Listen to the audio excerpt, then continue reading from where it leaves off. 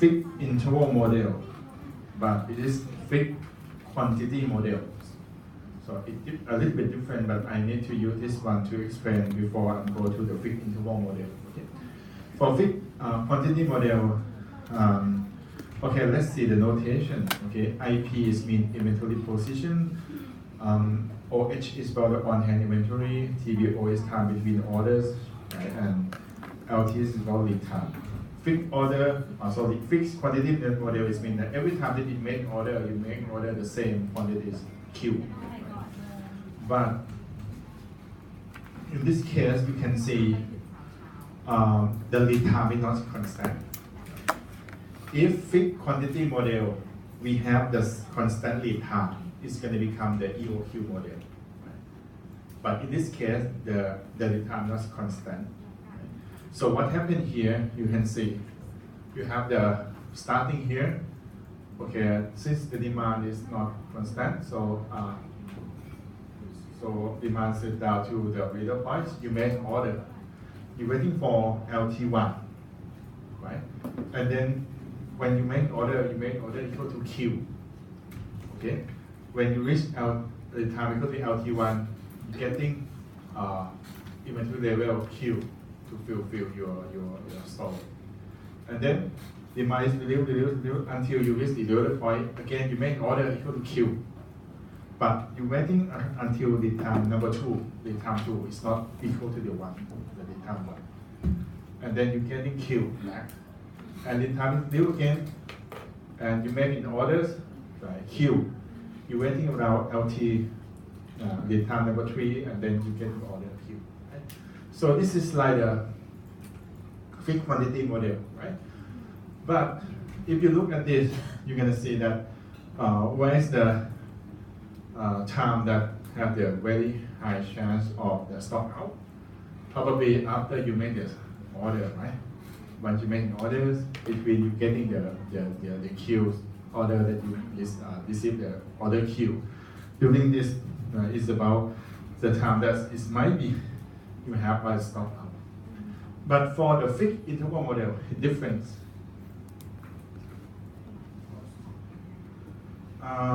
This one is different because you are not order Q equally. It depends on that time, right? And the time in this case for the fixed interval model that we study, we assume that the time is going to be constant. This time can be constant. So let's say this is starting. Okay, demand reduced. Right, reduce until here, you make an order, but you make an order equal to Q1. Okay, Q1. You're waiting equal to the time LT, then you're getting Q1. And then demand is reduced, and you make an order again, right? When the time is equal to the interval, right? That you fix. For example, from here to here is maybe 1 month, right? When you reach 1 month, then you make an order, right? We don't care that, okay, you have the real point, yes or not, but we do care just, okay, if it reaches 1 month or 2 weeks, let's say, you're gonna make an order every 3 weeks. So when the time from here reach 2 weeks, you make an order. Reach 2 weeks, you make an order, something like that. And every time that you make an order, Q is not constant. It depends on that situation, okay? So now what we're gonna calculate is about we try to estimate Q that we're gonna make an order. Well, what is the Q that should be the one that we're gonna make an order from the fixed interval model. But don't forget, fixed interval model that we study in our class, we assume that the time is constant. And here, OI is the order interval. Protection period is about from first one to you receive the second one. Right? This is the period that you need to make sure that you don't have any stock out. So for the fixed interval model, this is the formula, right? The order that you're gonna make is calculated based on expected demand during the protection interval plus stock out minus amount on hand. right, at real time, which means amount on hand at the time that you make an orders. So if you look at the formula, you can see D bar is about expected demand during as a demand rate, right? And the protection interval is about order interval plus lead time, right? This one. This is the protection interval using order interval plus lead time.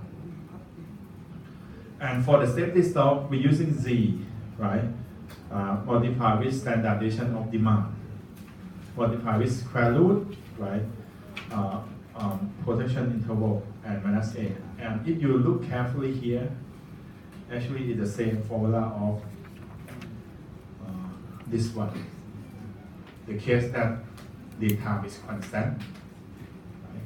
But the time that we use is not actually the time, but you're using the protection interval, right? It's the same thing. Right? So in this case, let's see the example.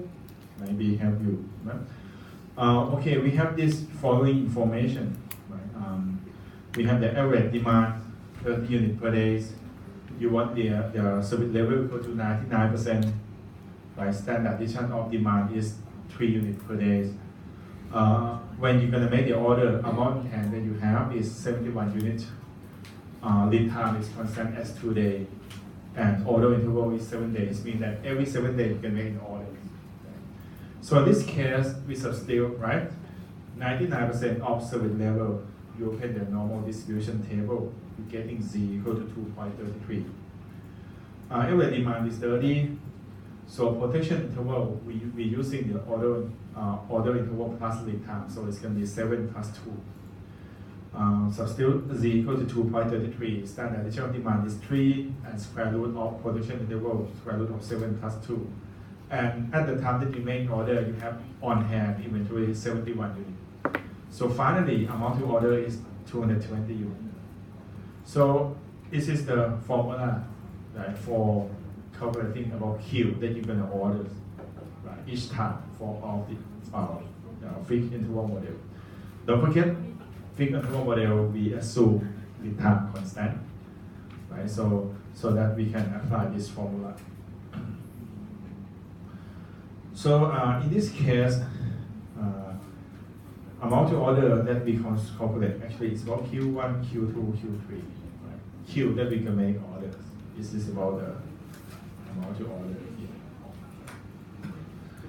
And from fixed interval model, there are still 2 things that be the issue that we need to consider. This is about the risk of stock out. As I mentioned that for fixed interval models, right, you have the very high risk of the stock out because you make an order as an interval, right? Every 2 weeks, every 7 days, every 10 days, something like that. So there are 2 points, right, in your order cycle that stock out can occur. Right? First one is the shortly after the order is placed, and you're waiting to receive the current orders. And the second one is about near at the end of the cycle, and you're waiting for receiving the next order. So in this case, if you look here, this means after you place here, I use another color. Okay. Let's see. Okay. This is the first point. After you make the first order, right, and you're waiting, right, waiting to receive the order that you made, right? So this is the first point, right, that you will have the stock out. Another point is near end of the cycle, so it's about this area. Getting end of the cycle of the protection interval during the way that you're waiting for the orders. See. And how can we find the risk of the stock out? Right? So we can calculate the risk of the stock out, right? Or the stock out probability of stock out. Right? For the rate of the stock out, for the initial ones, for the first one, this one, the one that shortly after the order is placed, we can apply the ROP formulas. And again, this is formula of what? The formula of the real point indicates that demand constant, remember? Sorry, lead time constant. So in this case, we can find stock out by setting the real point equal to the amount on hand, right? And so for Z, right? And then when you get in Z, you open the normal distribution table, then you can know about the probabilities or the risk of stock out. But for, I will show you the calculation later. But for the second point, right, this one, near at the end of the cycle, you can find the stock out, risk of the stock out by using the fixed cycle formula or the fixed order interval by solving for Z, right? And then you open the standard normal distribution table, and then you can get the probability of stock out. Okay, let's say for example, you have this following information, right? Average demand. Average demand is 10 units per day. You have the standard additional demand is 2 units per day. Amount on hand when you're going to make order is 43 units. Lead time constant at 4 days. Order interval is 12 days, or every 12 days you can make the orders. And again, you calculate for the next, for the amount that you're gonna make an order or queue from this formula from the amount to order from this formula equal to 171 units. So we want to determine the risk of the stock out at the first one, end of the initial lead time, and the second one, end of the second lead time. Okay, consider the first one. For the end of the initial lead time, we apply the real point formulas. The case of lead time constant and demand varies. So then, based on the formula, if you remember, real point is going to be the expected demand, right? Okay, we can use this.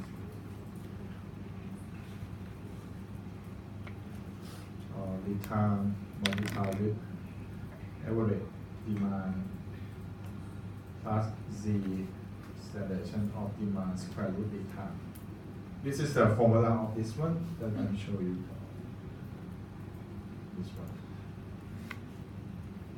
one. Sorry. Not this one.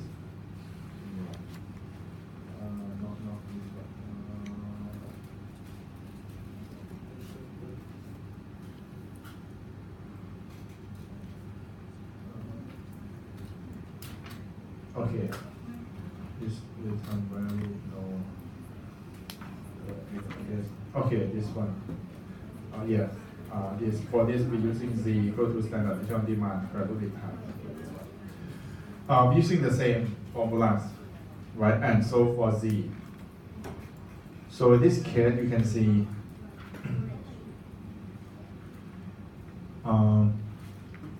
average demands, right? And average demand is 10 units, lead time is 4, right? And standard demand is 2, and square root lead time is square root 4, right? And we need to setting real point, right, equal to amount on hand, right? So that's why in this case, amount on hand is 43. This is the real point. We setting equal to the amount on hand. And this is the demand, average demand. This is the lead time. This is the standardization of demand. This is the square root of lead time. So we're going to have 43 equal to 10 multiplied with 4 plus Z multiplied with 2 and square root 4. So this is the square root 4. So that's we have 2. and we solve for the z. We have 0.75, right? And then we open the normal distribution, 0.75. You have 0.7733, right? And then here, this is the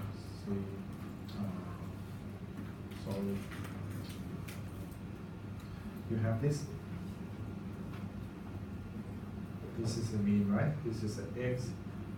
This is the point. Let me see. 2734.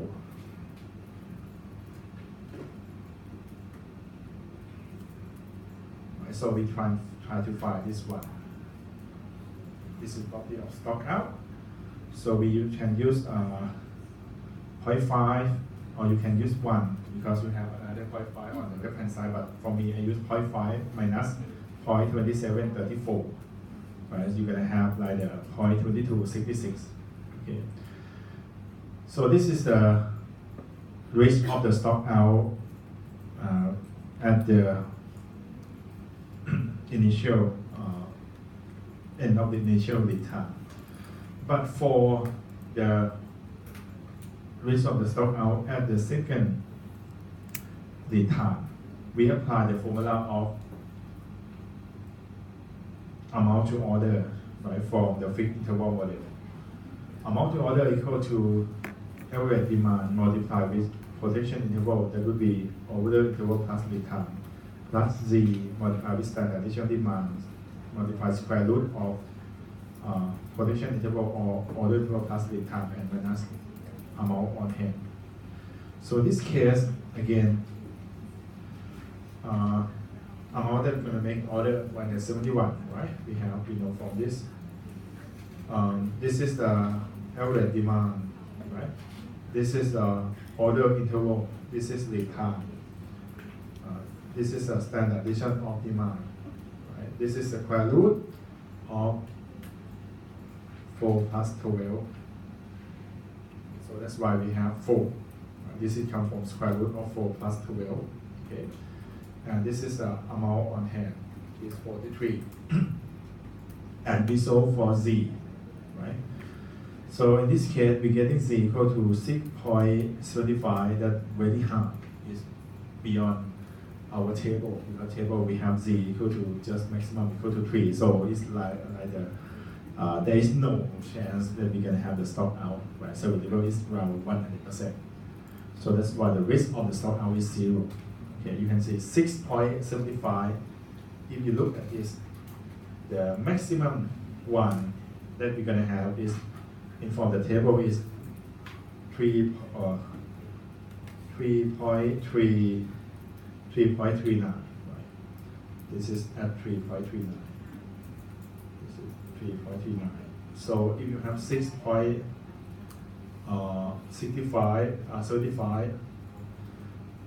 it's very high, right? So it means that the drop of the stock out, there is no. This is probably that you have the service level is going to be 100%. So there is no stock out, right? So that's why you're gonna when you substitute the probabilities, we don't have any chance of stock out, because the total probability under that graph is equal to 1, because the value 6.75 is very high. It's far from 3.39. This is the maximum one that we have. Okay, so in this case, you can see we try to find the probability or the risk of the stock out, and there are 2 points, right, that you're going to have a chance of stock out. First, at the end of the initial lead time. And second one, at the end of the second lead time. But for the initial lead time, we need to apply the formula of leader point of the case that lead time constant, and so for z, by let the leader point equal to amount on hand at that time. But for the second lead time, for the risk of the stock out, we need to apply the formula of amount to order from fixed interval model, right? And so for the z. right? So this is the solution. Okay. So now we finished for fixed interval model.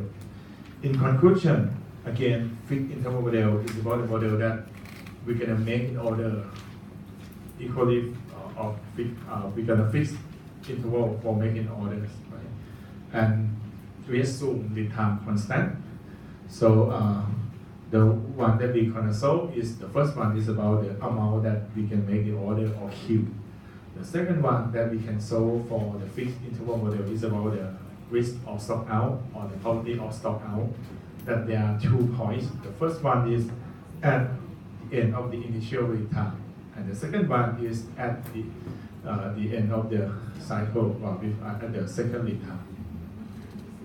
Okay, so this is a model of fixed interval model.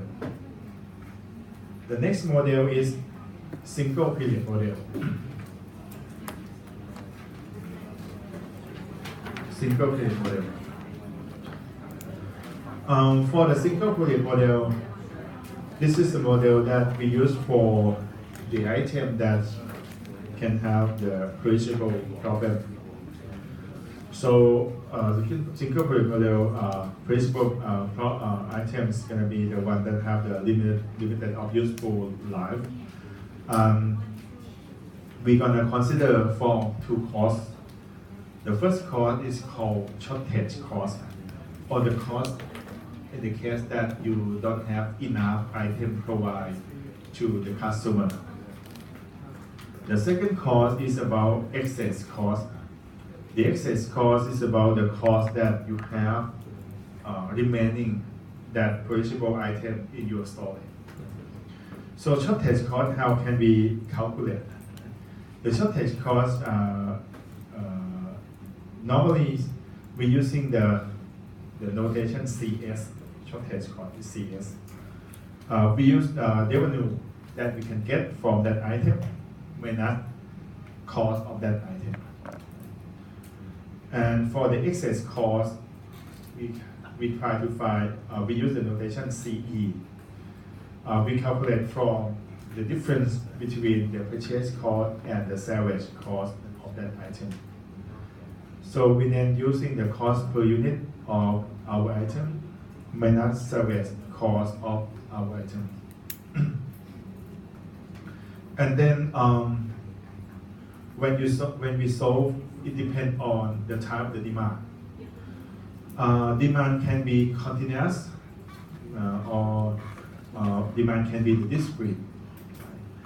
The continuous demand is maybe demand followed by the normal distribution or demand followed by the uniform distribution, something like that. It depends on the problem tell us. But for the discrete, the demand is not that continuous. It's going to be like a specific number. So the idea is that for the discrete demand, we're going to select the design service level that more than or exceeds that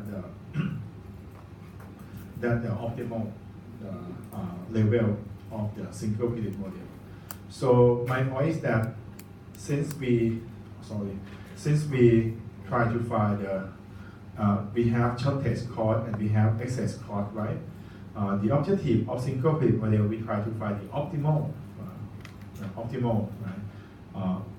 quantities that we're gonna order from the perishable item in order to minimize both shortage cost and excess cost.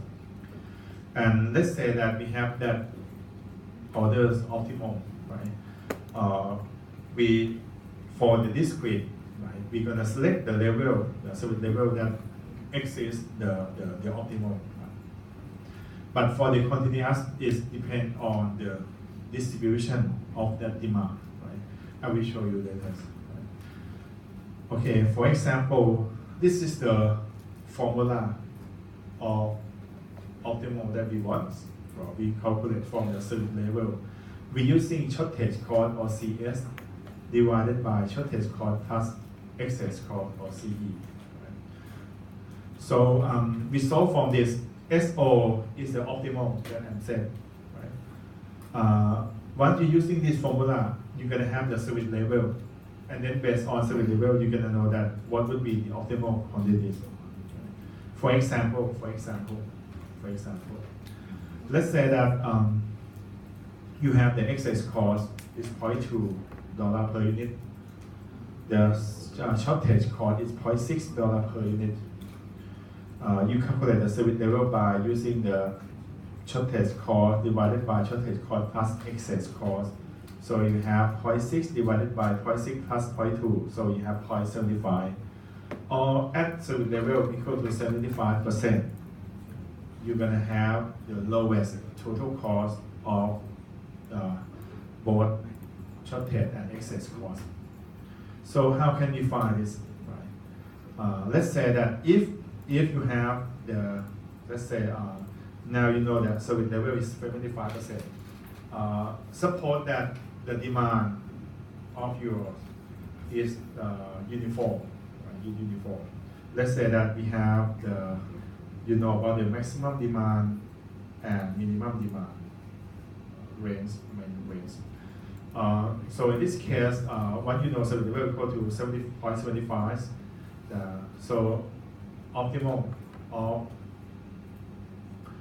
the stock that you're gonna find is equal to minimum demand plus, right, 75% of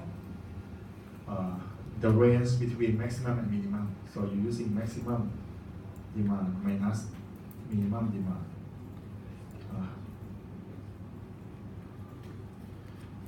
75% of maximum demand minus minimum demand. So in this case, let's say minimum is 300, maximum is 500.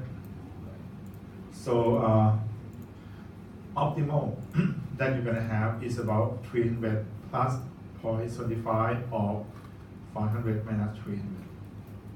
So just calculate that.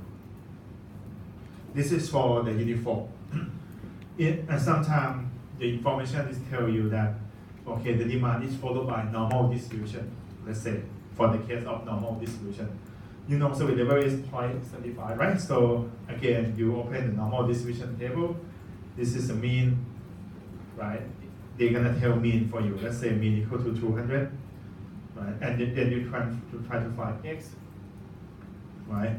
So then you know that service level is 0.75, right? So here is the probability is 0.75. So you open the normal distribution table to find z, right? To find z, and then you can know about the z, and then you calculate using the z score, right?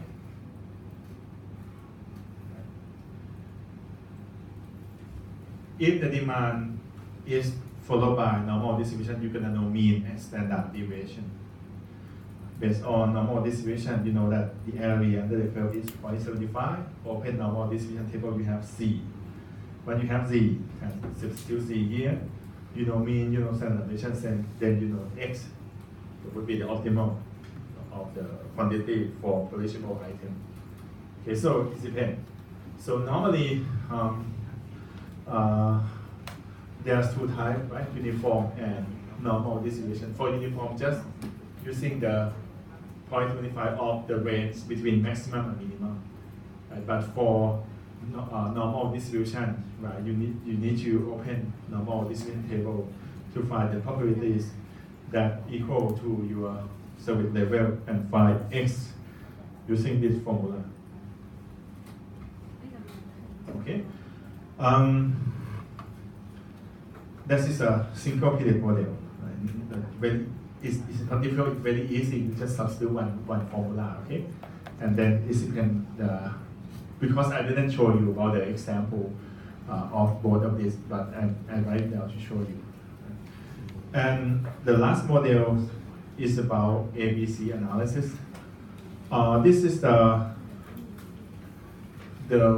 way that we try to classify the type of the inventory to be the grade A, B, or C. This is because inventory item may be not equally important, right? Some very important or critical to your business. Some may be just very normal, right? Not that critical. Right? So why not be cutting the grade of your inventory to take care or to give the priorities or the serious grade. Right? So the ABC analysis is about the technique that we're gonna divide your inventory item into 3 groups, grade A, B, and C. Right? So for a group of grade A, it means that inventory is very critical to your business or your company, right? And generally, it has a very high value, maybe 70%, right? And you have the amount of that item around 10%. For the B group of grade B, it's important but not that critical, right? So the value around 20% and amount quantity that you have around 20% of your inventory item. For grade C, the last one is not that important, right? Such as bowl, not nails, something like that. So typically it has value around 10% of your business, and it consists of 70% of quantity of all of your inventory items. So how can we make the grade? It's very similar to cutting your grade. Okay, just ranking. Okay, for example, we have the company's name, Silicon Chips Company. This company make about maybe the drive, the hard drive, right? And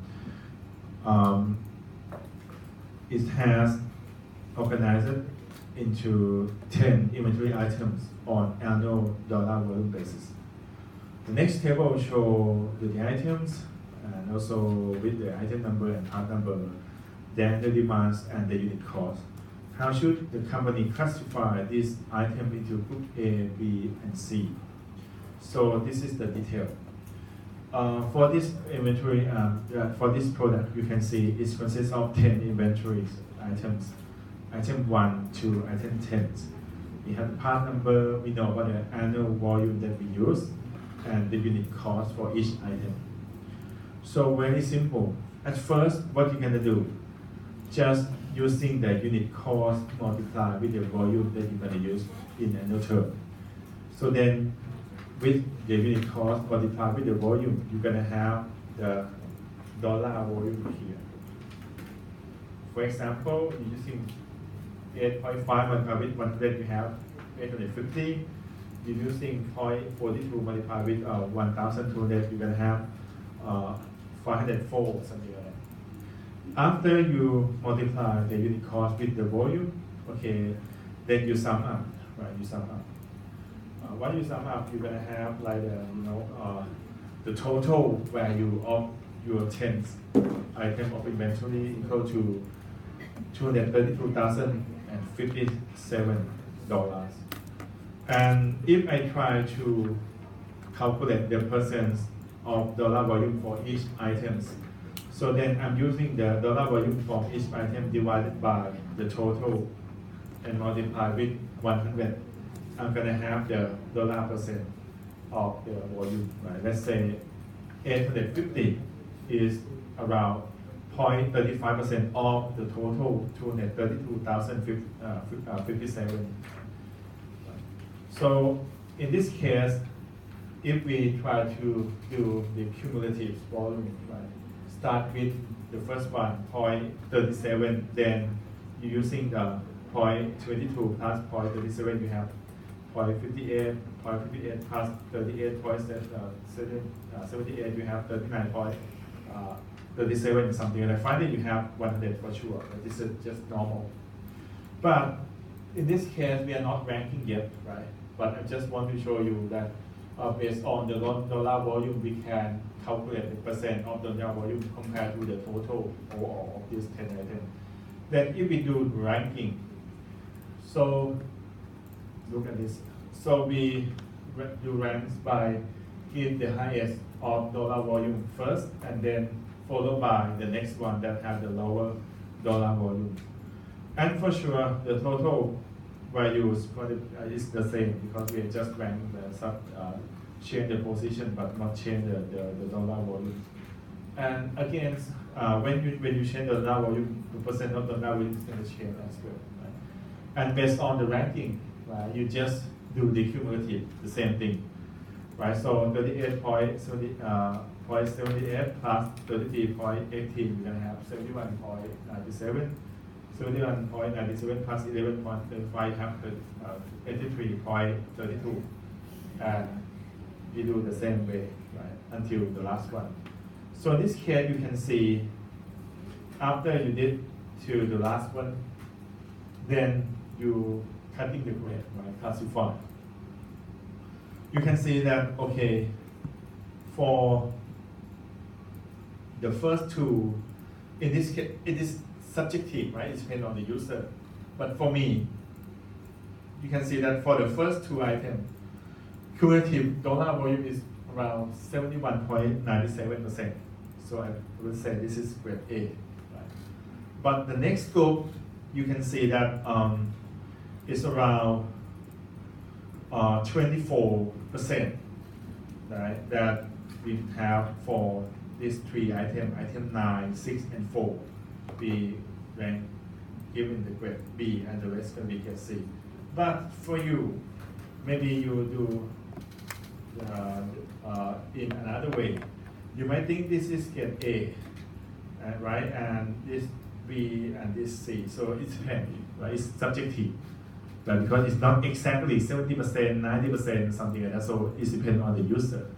But in this slide, I made it by give around 24% to be grade B, right? All the overall dollar value, and the rest going to be grade C, right? So it depends on the user, right? So you can see for ABC analysis, it's just the same way that cutting your grade, right?